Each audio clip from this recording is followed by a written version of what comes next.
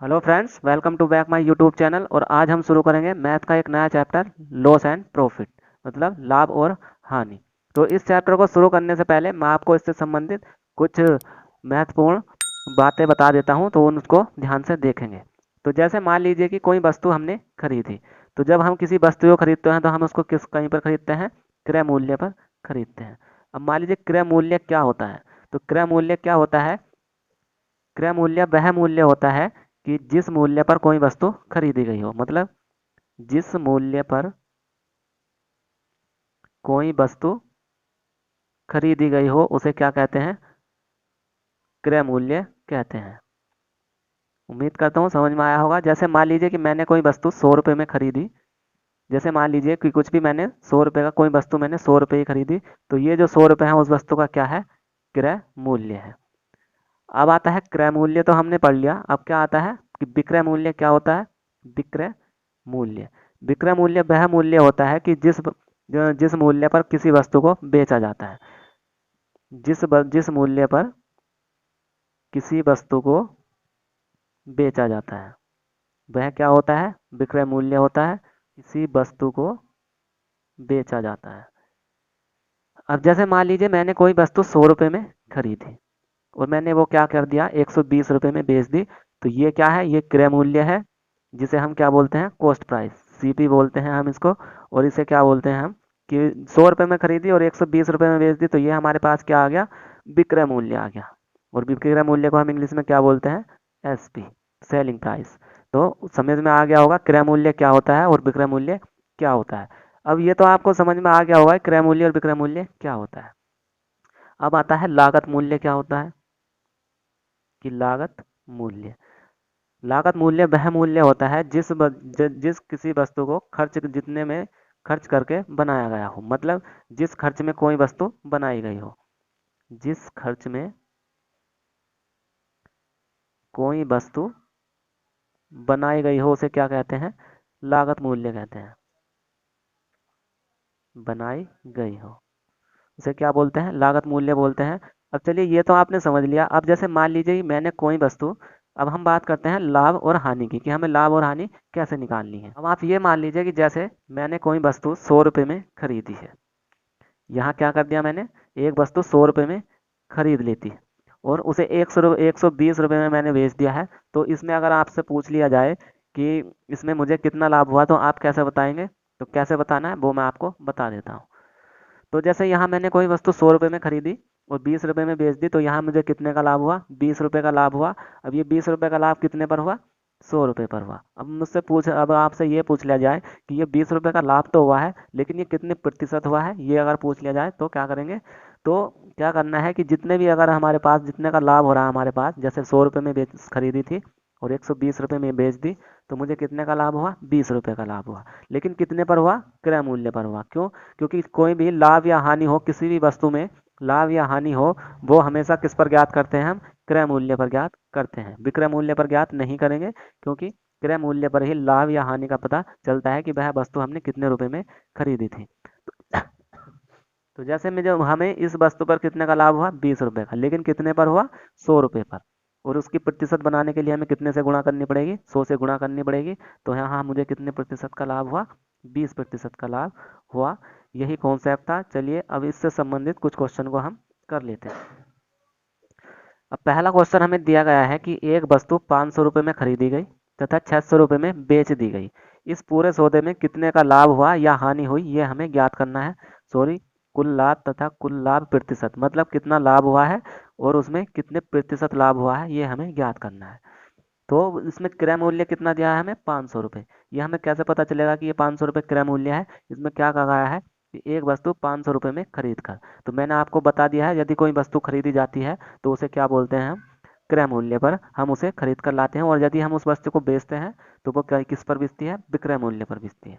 तो ये हमें यहाँ क्रय मूल्य कितना दिया है? 500 रुपये।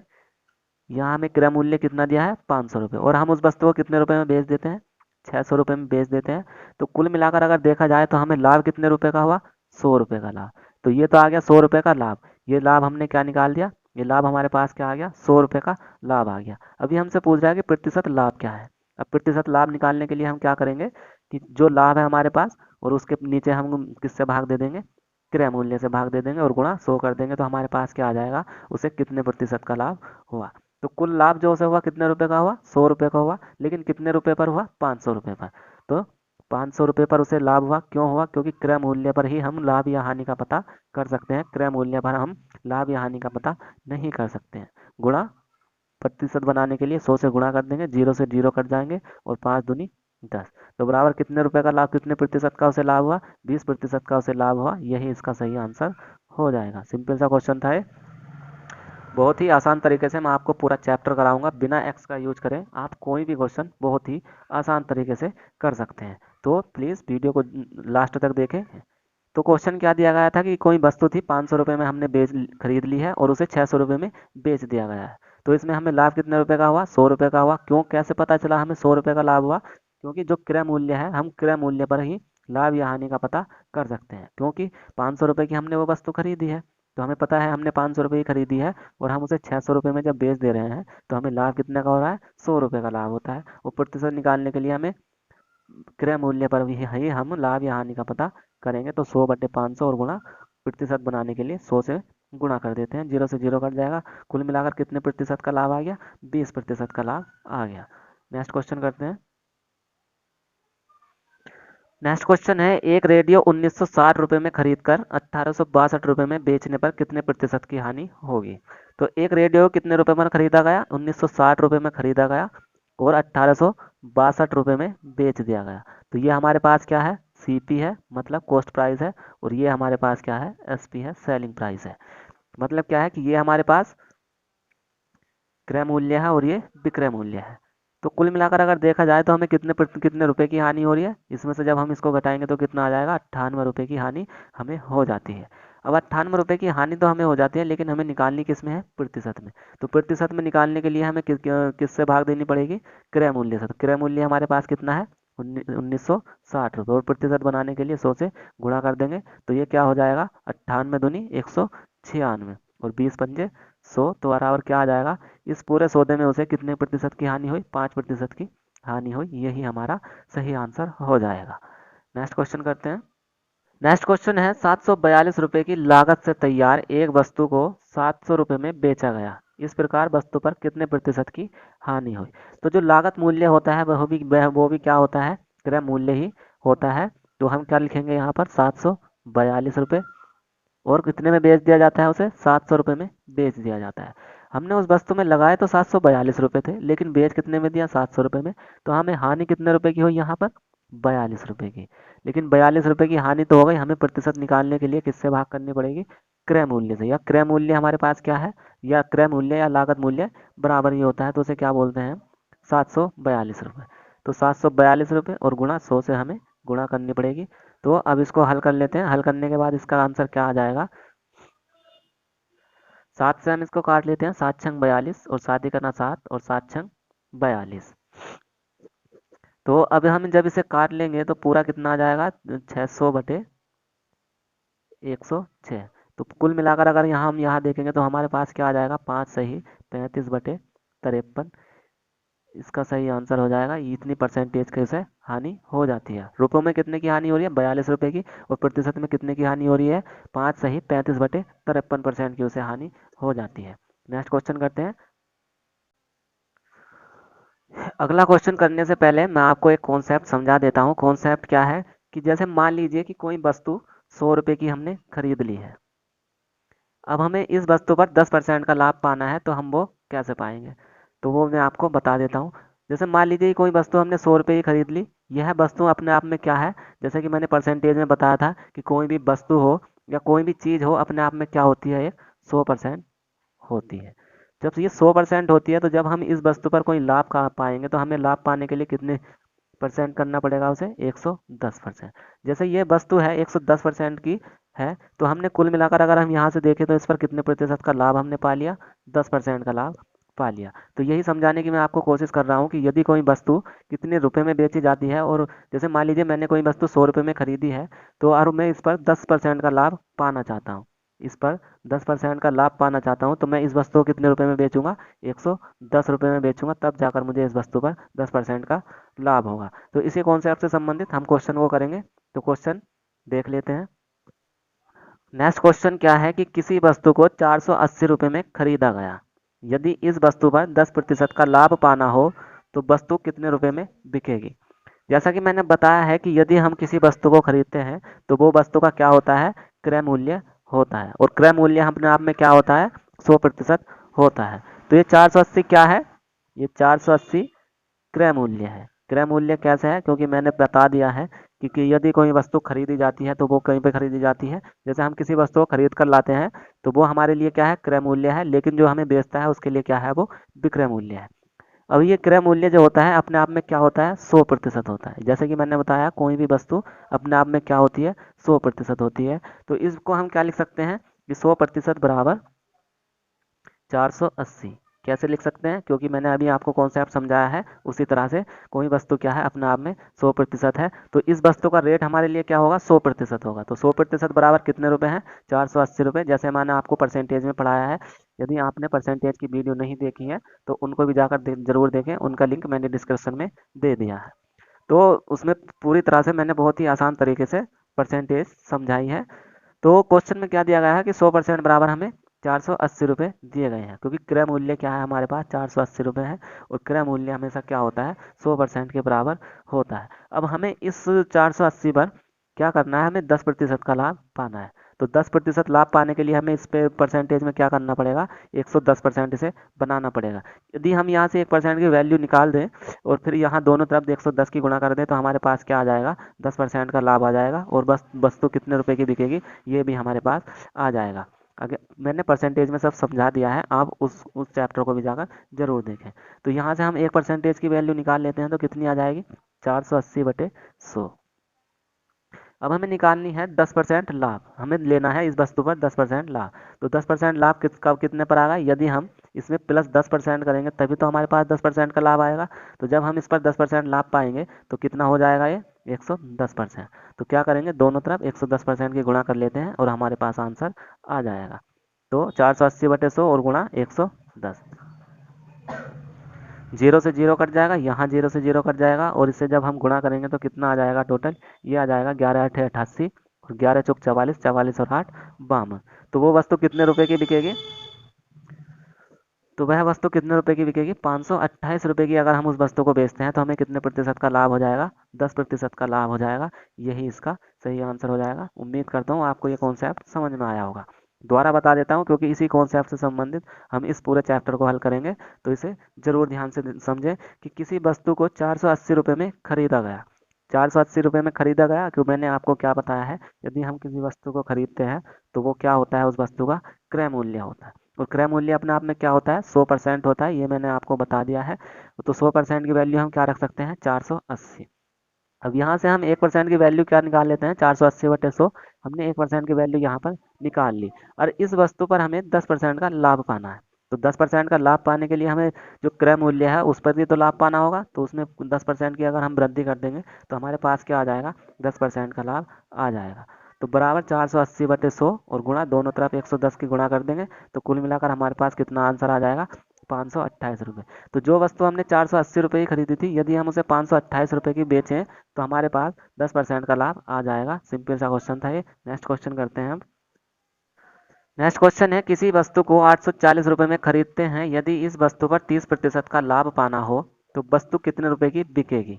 तो ये जो क्रय मूल्य है हमारे पास कितना है, 840 है, और ये कितने के बराबर है, 100% के बराबर है। बराबर 840। अब यहाँ से हम 1% की वैल्यू निकाल लेते हैं। 1% की वैल्यू जब हम निकाल लेंगे तो कितनी आ जाएगी, 840/100। अब हमें निकालना है इस पर 30% का लाभ। तो 30% का लाभ पाने के लिए हमें क्या करना पड़ेगा, प्लस 30% इसमें जोड़ना पड़ेगा। तो कितना आ जाएगा ये, 130%। अब दोनों तरफ यदि हम 130 की गुणा करते हैं तो हमारे पास क्या आ जाएगा कि उस वस्तु पर मतलब 30% लाभ पाने के लिए वह कितने रुपए की बिकेगी। तो 840/100 और गुणा 130, जीरो से जीरो कट जाएगा, ये जीरो से जीरो कट जाएगा। तो कुल मिलाकर अगर देखा जाए तो आंसर कितना आ जाएगा हमारे पास, 13×4 = 52, 5 और 13×8 = 104 और 5 = 109। तो कुल मिलाकर वह वस्तु कितने रुपए की बिकेगी? 1092 रुपए की अगर उस वस्तु को बेचते हैं हम, तो उस पर कितने प्रतिशत का लाभ होगा? 30% का लाभ हो जाएगा। सिंपल सा क्वेश्चन था ये। इस क्वेश्चन को हम एक तरह से और कर सकते हैं, वो भी आप देख लीजिए, आपको जो अच्छा लगे आप उस कॉन्सेप्ट से इस क्वेश्चन को हल कर सकते हैं। तो जो पिछला क्वेश्चन था, आप उस क्वेश्चन को भी इस कॉन्सेप्ट से कर सकते हैं। क्वेश्चन में क्या दिया है कि हमें पाना है 30% का लाभ। तो 30% का लाभ पाने का क्या मतलब है? इसे हम भिन्न में बदल लेते हैं, तो क्या आ जाएगा? 0 से 0। मतलब क्या है कि जो 10 रुपये हैं, तो 10 रुपये पे हमें कितने का लाभ होता है? 3 का लाभ होता है। कुल मिलाकर अगर देखा जाए तो हमें लाभ कितने रुपए का हो रहा है? 13 का। मतलब जो वस्तु 10 रुपये की थी, अब वो कितने रुपए की है? 13 रुपये की है। तो इसमें जो होता है, ये जो होता है हमारे पास सीपी होता है, मतलब ये क्रय मूल्य होता है, और ये क्या होता है? विक्रय मूल्य होता है, एसपी मतलब सेलिंग प्राइस। अब यदि हम एक तरफ इस 10 को लिख दें और एक तरफ हम इस 13 को लिख दें, तो कोई गलत बात नहीं होगी। क्यों? क्योंकि ये क्या है? ये है हमारे पास सीपी, और ये क्या है? एसपी। लेकिन हमें क्या है? क्रय मूल्य हमें दिया गया है। कितना दिया गया है? 840 रुपये। कितना है? 840 रुपये। और हमारे पास सीपी कितना है? 10 रुपये है। हमारे क्रय मूल्य, तो जो दिया गया है, जो क्रय मूल्य दिया गया है, वो हमारे क्रय मूल्य से कितने गुना है? 84 गुना है। तो जो विक्रय मूल्य होगा वो भी हमारे उससे कितने गुना होगा? 84 गुना होगा। जब हम इसकी गुणा इससे करेंगे तो हमारे पास क्या आ जाएगा? 1092 रुपये आ जाएंगे। यही इसका सही आंसर हो जाएगा। जो भी कॉन्सेप्ट आपको अच्छा लगे, आप उस कॉन्सेप्ट से इस क्वेश्चन को हल कर सकते हैं। क्वेश्चन क्या था? जैसे 30% का लाभ पाना है, तो क्या होगा? 30/100, 0 बना लिया। यहाँ से कुल देखा क्या गया हमें कि 10 रुपये पर हमें कितने का लाभ हो रहा है? 3 रुपये का लाभ हो रहा है। कुल मिलाकर कितना लाभ हो रहा है? 10 रुपये पर जो हम 10 रुपये की वस्तु बेच रहे थे, वो कितने की बिकी? जो हम वस्तु 10 रुपये की खरीद कर लाए थे, वो हम कितने की बेच रहे हैं? 13 रुपये की बेच रहे हैं। हमें क्रय मूल्य कितना दिया था? 840 रुपये, और हमारा क्रय मूल्य कितना है? 10 रुपये। तो ये जो क्रय मूल्य है, ये हमारे क्रय मूल्य से कितने गुना है? 84 गुना है। ये कैसे पता चला? जब हम इसकी भाग इससे करेंगे तो कितना आ जाएगा? 84 आ जाएगा। तो कितने गुना हुआ? 84 गुना। तो जो हमारा विक्रय मूल्य होगा वो भी तो 84 गुना आएगा। तो दोनों तरफ क्या करेंगे? इसका 84 गुना कर देंगे, तो आंसर क्या आ जाएगा? 1092। अब ये तो मान लीजिए कि यहाँ लाभ है, तो ऐसे किया, और जब यहाँ पर हानि होगी तब कैसे करेंगे? तो नेक्स्ट क्वेश्चन में हम उसको कर लेते हैं। नेक्स्ट क्वेश्चन है, यदि किसी वस्तु को 480 रुपये में बेचने पर 20% की हानि होती है, तो वस्तु का क्रय मूल्य ज्ञात कीजिए। इस क्वेश्चन में हमें ये क्या दिया गया है? इस बार जो 480 हमें यहाँ दिया गया है, ये क्रय मूल्य नहीं दिया गया है। ये क्या दिया गया है? विक्रय मूल्य दिया गया है। कैसे दिया गया है? क्योंकि वस्तु को बेचने पर, यहाँ क्या शब्द आ रहा है कि 480 रुपये में बेचने पर उसे 20% की हानि होती है। तो ये इस बार हमें क्या दिया गया है? विक्रय मूल्य दिया गया है, और हमें निकालना क्या है? क्रय मूल्य हमें निकालना है। तो कोई भी वस्तु है, इस क्वेश्चन को भी हम दो तरह से हम कर सकते हैं। तो पहले हम अपना कॉन्सेप्ट से इसको हल कर लेते हैं। तो क्वेश्चन क्या है? कोई भी वस्तु अपने आप में क्या होती है? 100% होती है। ये मान लीजिए हमने उस वस्तु का क्रय मूल्य है, तो क्रय मूल्य था, तो इस क्रय मूल्य पर कितने प्रतिशत की हानि हो जाती है? 20% की हानि हो जाती है। तो यदि हम इस प्रतिशत को 20 में से घटा 100 में से 20 घटा दें तो कितना आएगा? 80%। तो ये जो 80% है हमारे पास क्या है? बराबर 480 है। क्यों है?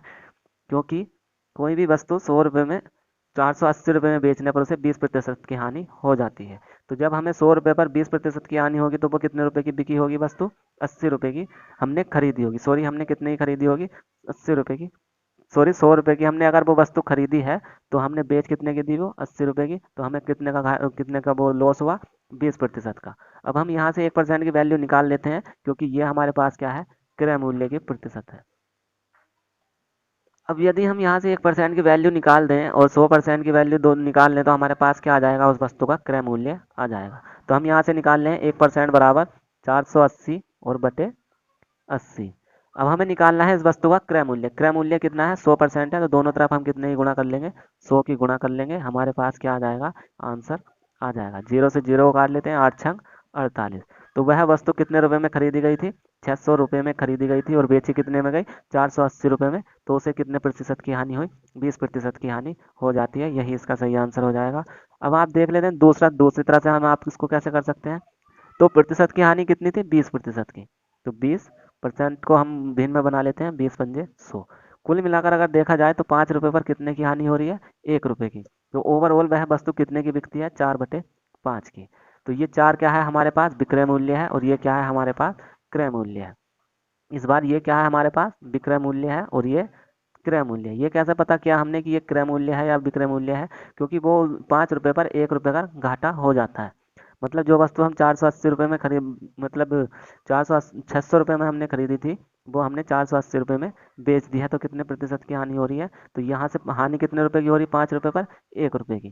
तो ये 4, ये 5। तो इस बार हमें क्या दिया गया है? विक्रय मूल्य। ये हमारे पास क्या है? एसपी है, और ये सीपी है। तो इस बार हमें क्या दिया गया है? एसपी हमें कितना दिया गया है? 480। तो ये हम, और हमारा एसपी कितना है? 4 है। तो ये हमारे से कितने गुना है? कितना गुना है? 120 गुना है। 120 गुना है। तो जो हमारा क्रय मूल्य होगा वो भी हमारे क्रय मूल्य से कितना होगा? 120 गुना होगा। तो इसकी गुणा जब हम इसमें करेंगे तो कितना आ जाएगा? 600 रुपये। इसका सही आंसर हो जाएगा। समझ में आया होगा, उम्मीद करता हूँ। इस कॉन्सेप्ट को मैं दोबारा बता देता हूँ। कॉन्सेप्ट क्या था? इस बार हमें दिया गया था कि 20% की हानि होती है। तो जब कभी भी हानि हो तो जो नीचे से वस्तु जाएगी, जब 5 रुपये पर कितने की हानि होती है? 1 रुपये की हानि होती है। और पिछले क्वेश्चन में क्या था कि लाभ हो रहा था, तो यदि यहाँ पर लाभ होता तो क्या होता? 5 रुपये पर 1 का लाभ होता, तो हम यहाँ क्या लिखते? 6/5 लिखते। लेकिन इस क्वेश्चन में क्या है? 20% की हानि होती है, तो हमने इसे भिन्न में बदल लिया, 1/5। तो 5 रुपये पर कितने की हानि? 1 की हानि। तो ओवरऑल कितना है? मतलब 4/5 है। तो इसमें 4 इस बार हमें क्या दिया गया है? ये 4 इस बार एसपी है, मतलब सेलिंग प्राइस है, विक्रय मूल्य है। और 5 क्या है? क्रय मूल्य है, सीपी है। और विक्रय मूल्य हमें इस बार कितना दिया गया है? 480 दिया गया है। और हमारा विक्रय मूल्य कितना है? कुल 4 है। तो ये कि हमारे से कितने गुना है? 120 गुना है। तो जो हमारा क्रय मूल्य होगा वो भी हमारे क्रय मूल्य से कितने गुना होगा? 120 गुना होगा। दोनों तरफ गुणा करेंगे तो कितना आंसर आ जाएगा? ये 600 रुपये इसका सही आंसर हो जाएगा। तो उस वस्तु का जो क्रय मूल्य था वो कितना था? 600 रुपये था। नेक्स्ट क्वेश्चन है, एक घड़ी का क्रय मूल्य 2000 रुपये है। इस पर 20% का लाभ पाने पर यह कितने रुपए की बिकेगी? तो इस क्वेश्चन में क्या दिया गया है? इस बार क्रय मूल्य कितना दिया गया है? 2000 रुपये दिया गया है। और मैंने आपको बताया है कि क्रय मूल्य अपने आप में क्या होता है? 100% की वैल्यू होती है। तो हम यहाँ क्या लिख सकते हैं? 100% बराबर 2000 रुपये। अब हमें निकालना है इस पर 20% का लाभ पाने के लिए कितने रुपए की बिकेगी। तो यदि हम यहाँ से 1% की वैल्यू निकाल लें यहाँ से, तो 1% की वैल्यू हमारे पास कितनी आ जाएगी? 2 जीरो से 2 जीरो, तो कितनी आ जाएगी? 20 आ जाएगी। अब हमें लेना है इस वस्तु पर 20% का लाभ। तो 20% का लाभ पाने के लिए हमें इस पर कितने प्रतिशत का लाभ लेना पड़ेगा? +20%। तो यहाँ कितना हो जाएगा? ये 120%। तो दोनों तरफ हमें क्या करना पड़ेगा? 120 की गुणा कर देंगे तो हमारे पास क्या आ जाएगा? 12 दूनी 2400 रुपये। तो जो वस्तु हमें 2000 रुपये की खरीदी थी, उसे अगर यदि हम 2400 रुपये में बेचें तो हमारे पास क्या आ जाएगा? 20% का लाभ आ जाएगा। यही इसका सही आंसर हो जाएगा। यदि आपको हमारी वीडियो और कॉन्सेप्ट समझ में आया हो तो प्लीज़ वीडियो को ज़रूर लाइक करें और हमारे चैनल को भी सब्सक्राइब करें। धन्यवाद।